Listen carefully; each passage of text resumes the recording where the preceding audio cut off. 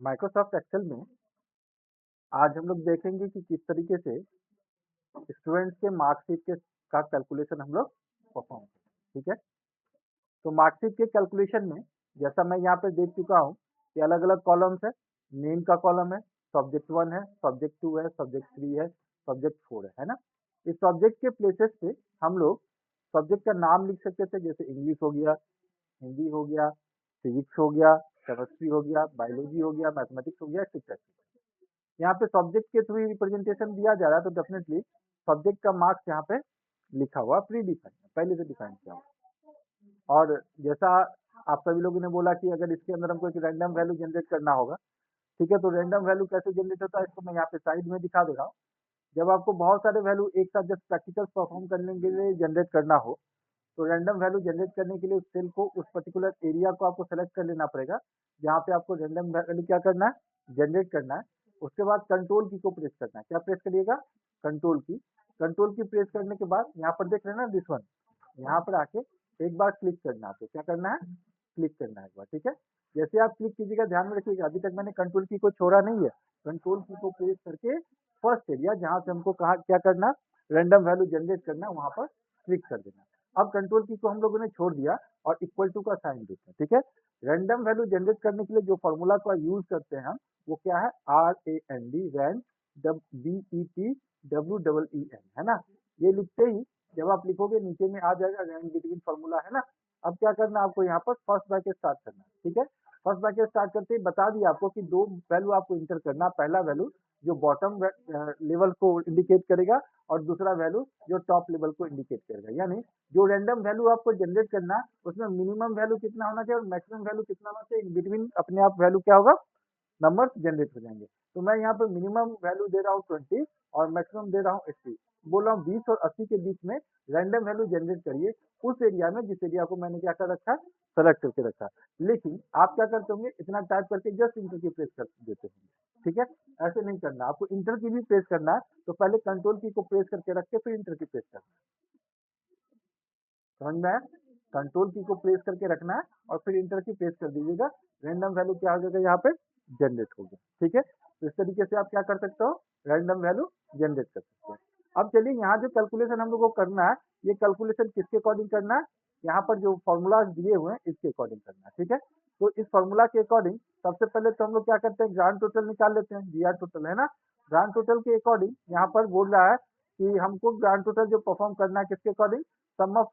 ठीक है, ये दूसरा वाला वैल्यू है। ठीक है, यानी सेकंड पोजीशन है। पहले पोजीशन में बोल रहा है कि यूजिंग कंडीशनल फॉर्मेटिंग, क्या करना है, using conditional formatting on subject 1 to subject 4। ठीक है, सब्जेक्ट 1 से लेकर सब्जेक्ट 4 के ऊपर क्या करना है, कंडीशनल फॉर्मेटिंग यूज करना है। ठीक है, इस कंडीशनल फॉर्मेटिंग के अंदर क्या होगा, सेट कंडीशन 0 to 29। ठीक है, अब बोल रहा है कि एक कंडीशन सेट कर दीजिए, वो कंडीशन क्या होगा, 0 to 29। अगर किसी का मार्क्स आया तो फॉर्मेटिंग सेल्स के अंदर फॉन्ट उसका क्या हो जाएगा, रेड। ठीक है, फॉन्ट कलर क्या हो जाएगा, रेड। और कौन से कलर का हो जाएगा, वो बोल्ड हो जाएगा। ठीक है, तो कहाँ जाएंगे हम लोग, कंडीशनल फॉर्मेटिंग के अंदर। उसी किधर है, होम के अंदर कंडीशनल फॉर्मेटिंग है ना। अब यहाँ पर क्या करेंगे, new rule, new rule implement कर दिए। अब यहाँ पे क्या बोल रहा है, बिटवीन ऑपरेटर, बिटवीन है ना, सेट कंडीशन 0 to 29, तो क्या है, बिटवीन ऑपरेटर है। तो बिटवीन ऑपरेटर अगर आपको परफॉर्म करना है तो सेकंड वाला ऑप्शन देख रहे हैं ना, यहाँ पर ऑप्शन दिया हुआ है ना, format only cells that contain, क्या कंटेन, 0 से लेके कहाँ तक आना चाहिए इसमें, 29 तक। अगर 0 से लेके 29 तक कोई वैल्यू आता है तो यहाँ पर क्या होगा, सेट फॉर्मेट सेल, है ना। अब देखिए आप लोग बोल्ड कर देते हैं इसको, थोड़ा बोल्ड करने के लिए बोल रहा है ना, और कलर कौन सा करने के लिए बोल रहा था, फॉन्ट कलर रेड। यहाँ ओके कर देते हैं। ये करके आप जैसे ओके की प्रेस करिएगा, जहां जहां पर 29, 0 से 29 के बीच में नंबर है उसको इसने क्या कर दिया, रेड कर दिया। यानी मैं ये बोलना चाहता हूँ कि भाई 0 से लेकर 29 तक अगर कोई स्टूडेंट मार्क्स लेके आया तो वो उस पर्टिकुलर सब्जेक्ट में क्या हो गया है, फेल हो गया। ठीक है, तो इस तरह से क्या कर सकते हैं हम, कंडीशनल फॉर्मेटिंग यूटिलाइज कर सकते हैं। देखिए ये पहला वाला ऑपरेशन कंप्लीट हो गया ना, ये कंप्लीट हो गया। चलिए दूसरे वाले पे चलते हैं। यहाँ बोल रहा है sum of grand total on subject 1 to subject 4 and practical. यानी प्रैक्टिकल्स के साथ साथ क्या है, सब्जेक्ट 1 से लेकर सब्जेक्ट 4 तक के वैल्यू को क्या करना है, ग्रांड टोटल करना है। अब आपको एक चीज यहाँ समझना पड़ेगा, प्रैक्टिकल दिया है 10 10 10 8, है ना। यानी यहाँ प्रैक्टिकल्स के मार्क्स जो अपडेट किए गए हैं वो 10 मार्क्स के बेसिस पे अपडेट किए गए। यानी किसी को 10 में 10 मिला है, 10 में 8 मिला है, 10 में 9 मिला है ना, इस तरीके से वैल्यू है। तो एक्चुअली ये वैल्यू अगर 100 में होता तो 100 में 100 होता, 100 में 80 होता। और हमने इससे पहले जो भी मार्क्स कैलकुलेट किया सब्जेक्ट 1, सब्जेक्ट 2, सब्जेक्ट 3, सब्जेक्ट 4 में, इस सभी के सभी मार्क्स के अंदर आप देखोगे गौर से मार्क्स जो अपडेट हुआ वो 100 के बेसिस पे ही अपडेट। तो अगर इस तरीके का कोई कॉलम दिया हुआ है तो आपको क्या करना, 10 में 10 है तो इसमें क्या कर देंगे 100, यहाँ भी क्या कर देंगे 100, यहाँ भी क्या कर देंगे 100, यहाँ 80। ठीक है, समझ में आ रहा है क्यों करेंगे, ये समझ में आ गया, क्योंकि प्रैक्टिकल मार्क्स 10 के बेसिस पे दिया गया है, तो हमको उसको इक्वली किसमें कन्वर्ट कर लेना है 100 के बेसिस पे। ठीक है, अब आते हैं आगे, ग्रांड टोटल निकालना है ना, कौन सा फॉर्मूला यूज करेंगे, इक्वल टू सम। उसके बाद क्या करेंगे, फर्स्ट ब्रैकेट, कहाँ से कहाँ तक, सब्जेक्ट 1 से लेकर सब्जेक्ट 4 एंड प्रैक्टिकल्स के मार्क्स भी ऐड करने के लिए बोल रहा है ना, तो प्रैक्टिकल का भी मार्क्स क्या कर दिया हम ऐड करके क्या किया, इंटर। समझ में आया, अब क्या कर दिए है, इंटर कर दिया। एवरेज निकालने का फॉर्मूला बताए थे, क्या होता है, इज इक्वल टू AGERAGE। जैसे आप एवरेज लिखिएगा ऑटोमेटिक नीचे फॉर्मूला बताएगा स्पेलिंग, ठीक है ना, इज इक्वल टू लिख के एवरेज कर दिया। अब एवरेज वैल्यू जो निकलेगा कहाँ से कहाँ तक, सब्जेक्ट 1 से लेकर सब्जेक्ट 4 और प्रैक्टिकल को भी साथ में ऐड कर लेते हैं, ब्रैकेट को क्या कर देंगे क्लोज एंड एंटर। क्या हुआ, एवरेज निकल गया, इसको भी ड्रैग कर देंगे, बार बार कैलकुलेट करने का कोई नीड पड़ेगा क्या, नहीं। मैक्स वैल्यू, अगर हमको मैक्सिमम वैल्यू निकालना तो अपने प्रैक्टिकल को छोड़ के निकालेंगे, क्योंकि प्रैक्टिकल में ज्यादा मार्क्स है तो सभी के प्रैक्टिकल वैल्यू ही मैक्सिमम वैल्यू हो जाएगा। तो हमको निकालना सब्जेक्ट 1 से सब्जेक्ट 4 तक मैक्स, तो मैक्स का फॉर्मूला होता है equal to MAX, equal to max. First bracket start कर दिए, कहाँ से कहाँ तक, सब्जेक्ट 1 से लेकर सब्जेक्ट 4 तक। उसके बाद क्या करेंगे, ब्रैकेट क्लोज देन, ठीक है, देखिए गौर से, सब्जेक्ट 1 से सब्जेक्ट 4 में मैक्सिमम वैल्यू क्या है, सब्जेक्ट 3 क्या है, आ गया, ड्रैग कर दीजिए, अपने आप आ गया वैल्यू। इसी तरह से क्या निकालना हमको, मिनिमम वैल्यू, इक्वल टू क्या यूज करेंगे, मीन। फर्स्ट ब्रैकेट स्टार्ट करते हैं, कहाँ से कहाँ तक, सब्जेक्ट 1 से लेकर सब्जेक्ट 4 तक, ब्रैकेट को क्या कर देंगे क्लोज देन इंटर, क्या हो जाएगा ये, ड्रैग कर दीजिए। समझ में आ रहा, अब रैंक निकालना। देखिए रैंक का यहाँ पर कोई फॉर्मूला दिया हुआ है क्या, लेकिन ग्रेड का फॉर्मूला दिया हुआ है ना, बोला क्या कि another condition on branch total. ठीक है, तो हम क्या करते हैं, इसको ग्रेड के फॉर्मूला से इसे हम लोग इंप्लीमेंट करते हैं। ठीक है, तो पहले ग्रेड को हम लोग सॉल्व कर लें। ठीक है, तो ग्रेड के लिए क्या बोला, इक्वल टू का साइन देंगे, कंडीशन बोल रहा है कि अगर टोटल वैल्यू 300 के इक्वल टू या ग्रेटर है, ठीक है, तो क्या लिखेंगे यहाँ पर, इक्वल टू के साथ क्या लिख देंगे इफ। अब ग्रांड टोटल किधर है, ये है ना, ये वैल्यू ग्रैंड टोटल है, बोला यही ना कि ग्रांड टोटल वैल्यू 300 के बराबर या क्या होना चाहिए, बड़ा। अगर होता है तो उसको क्या मिलेगा, 300 से ग्रेटर, ठीक है, या इक्वल हो तो क्या मिलेगा उसको 8+, तो क्या लिख देंगे उसके 8+। समझ में आ रहा,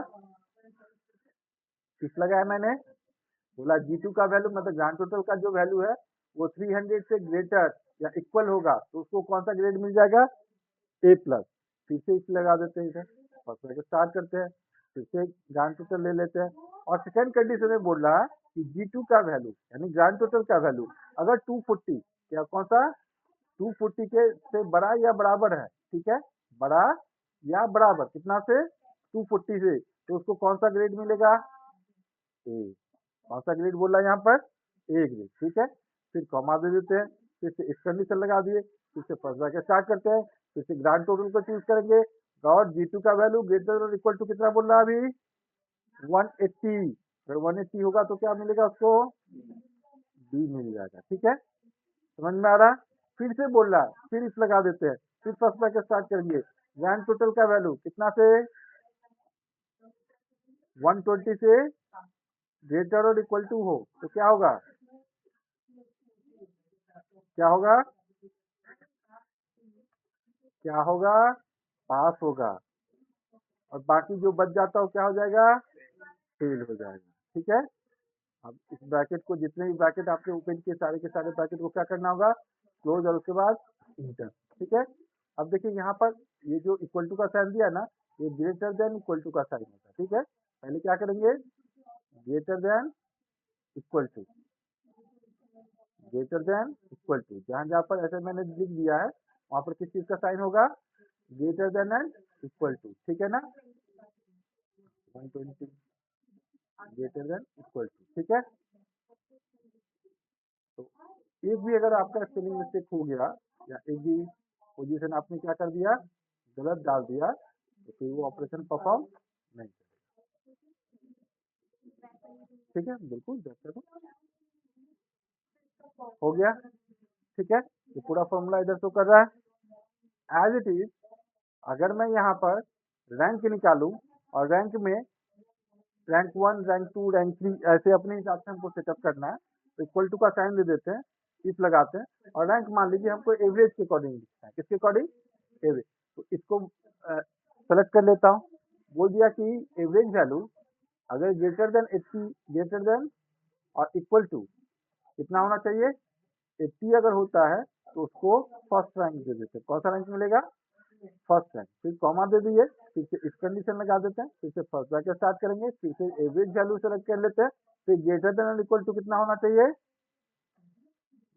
ग्रेटर देन इक्वल टू कितना दे बोलिए, 60, ठीक है। तो उसको कौन सा रैंक दे देंगे, सेकेंड रैंक, और बाकी जो बच जाएगा उसको कौन सा रैंक दे देते हैं, थर्ड रैंक, ठीक है। समझ में आ गया, ब्रैकेट को क्लोज कर देते हैं और इंटर की पेस्ट कर देते हैं। देखिए फिर क्या हो गया, यहाँ पे डॉट मार्क एक्स्ट्रा पड़ गया है ना।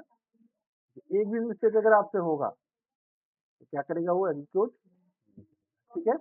और कहीं पर कुछ मिस्टेक्स है, यहाँ डॉट हुआ, वहां पे क्या होना चाहिए था, कॉमा, ठीक है। समझ में आ रहा है, ठीक है। सेकेंड रैंक आ गया अपने आप, आसान है, बना दिया पूरा का पूरा, ठीक है। अब देखिए यहाँ पर बोल रहा है create pie chart on name and grand total as new sheet, नया शीट के अंदर क्या करना है हमको, पाई चार्ट क्रिएट करना, ठीक है। मैं इसी शीट पे अभी क्रिएट करके बता देता हूँ, आप चाहो तो न्यू शीट के ऊपर भी क्रिएट कर सकते हो, ठीक है। यहाँ पर देखिए क्या करेंगे, सबसे पहले इंसर्ट में चले जाइए और यहाँ पर चार्ट है ना, कौन सा चार्ट क्रिएट करना है, पाई चार्ट। तो पाई चार्ट के ऊपर क्लिक करके ओके कर दीजिए। देखिए चार्ट आ गया, लेकिन है क्या पूरा ब्लैंक। तो इसके ऊपर राइट क्लिक कीजिए, यहाँ पे कौन सा ऑप्शन मिलेगा आपको, सेलेक्ट डेटा। सेलेक्ट डेटा किया, ऐड करना है वैल्यू को, पहले किसके वैल्यू को ऐड करना है, नेम के वैल्यू को। किसको ऐड करेंगे, नेम, क्योंकि नेम बोल रहा है ना, एंड ग्रांड टोटल के बेसिस पे नेम को सेलेक्ट कर लिए। उसके बाद किसको चूज कर लेंगे, ग्रांड टोटल, ठीक है। यहाँ आके ओके कर दीजिए, बन गया।